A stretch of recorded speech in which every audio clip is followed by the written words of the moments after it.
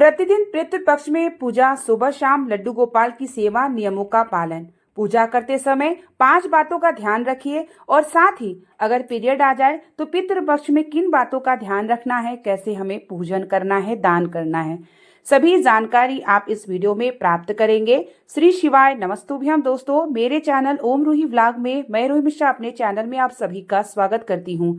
ये शाम का समय है और शाम के समय मैं पूजन तुलसी माता की कर रही हूँ। पितृपक्ष में हम सभी को अपने पूजा पाठ, इष्ट देवता मंत्र का जाप निरंतर बनाए रखना है। तुलसी के नीचे दीपक अवश्य रखना है। प्रतिदिन सुबह जल देना है। मुख्य द्वार पे दीपक हमें अवश्य जलाना है अपने पितरों के निमित्त। हमें सभी नियमों का पालन करते हुए पितृपक्ष में हमें पूजन पाठ करते रहना है। पूजा पाठ में हमें 5 बातों का ध्यान भी रखना है।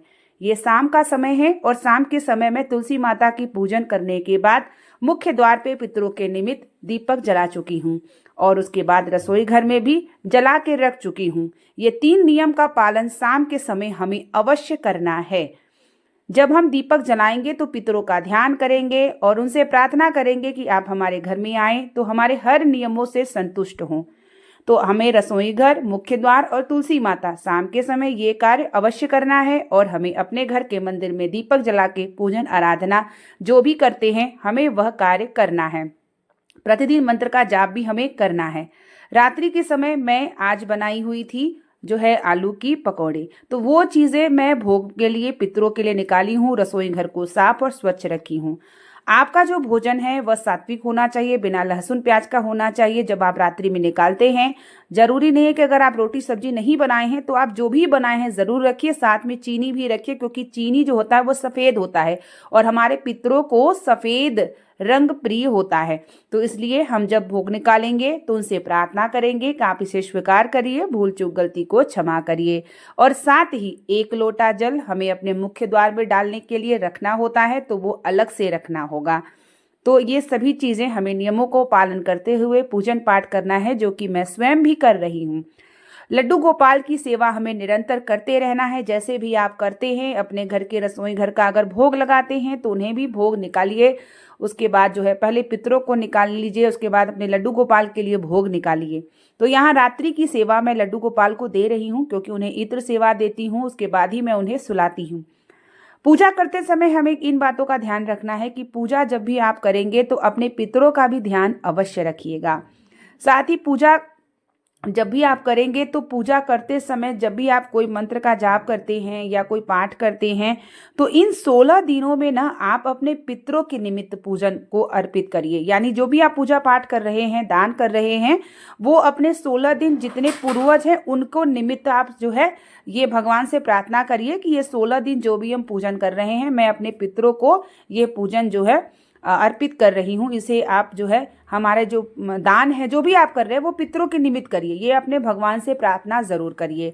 तो ये रात्रि की सेवा मैं लड्डू गोपाल को करा देती हूँ। पूजन पाठ में हमें कोई कमी नहीं रखनी है। जितना ज़्यादा आप जाप करते हैं, पूजन करते हैं, उससे हमारे पितरों को मुक्ति मिलती है। तो मैं स्वयं भी 16 दिन तक पूजन पाठ जो भी कर रही हूँ वो अपने पितरों को समर्पित कर रही हूँ। तो ये कार्य आप सब भी ज़रूर करिएगा।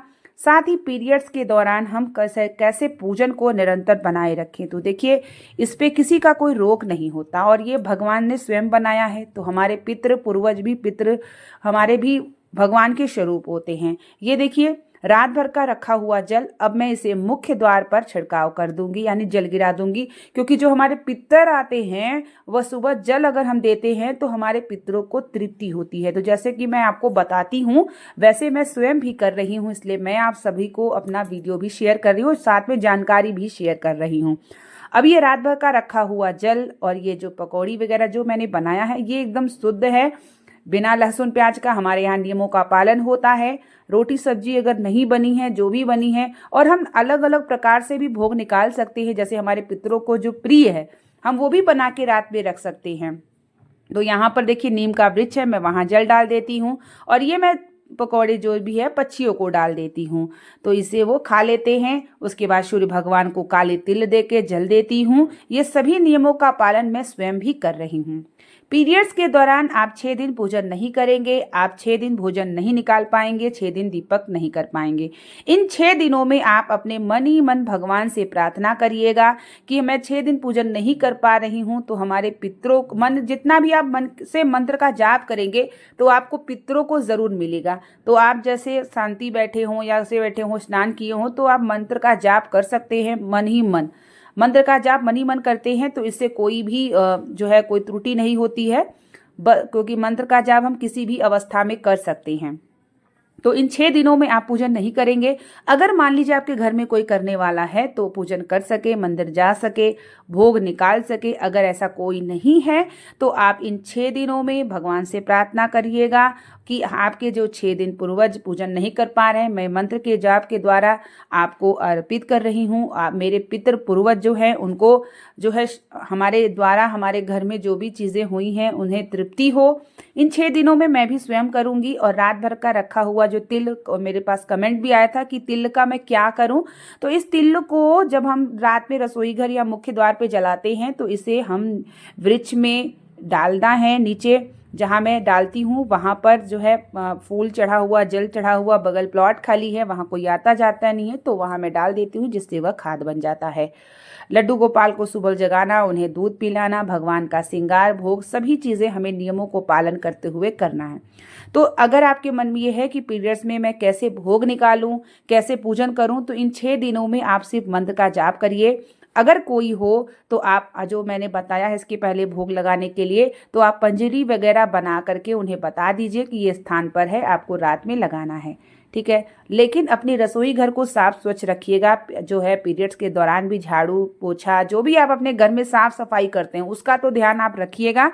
और साथ ही मन ही मन भगवान के मंत्र का जाप, अपने पितरों का ध्यान तो आप कर सकते हैं। तो इससे भी हमारे पितरों की प्रसन्नता होती है और हमारा किया हुआ मंत्र का जाप उन्हें मुक्ति अवश्य देती है।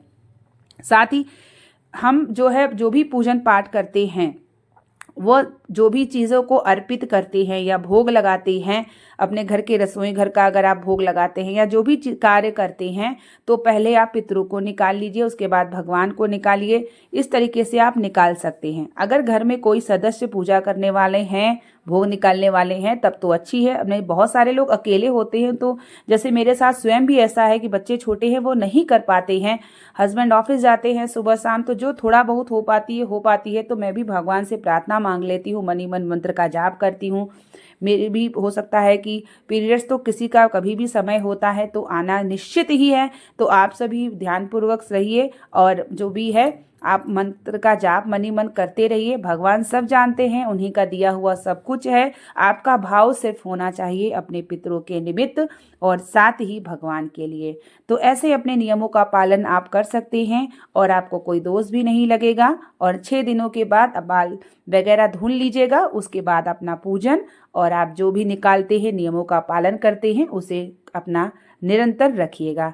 तो इस तरीके से आप नियमों का पालन करते हुए 16 दिनों को अपने पितरों के निमित्त पूजन पाठ को जारी रखिए, जिससे हमारे महादेव जो देवी देवताओं, जो 33 कोटि देवता, ग्रह देवता, पितृ देवता, सभी देवताओं को जब जल अर्पित करते हैं आप, तो एक भाग उनको भी प्राप्त होता है।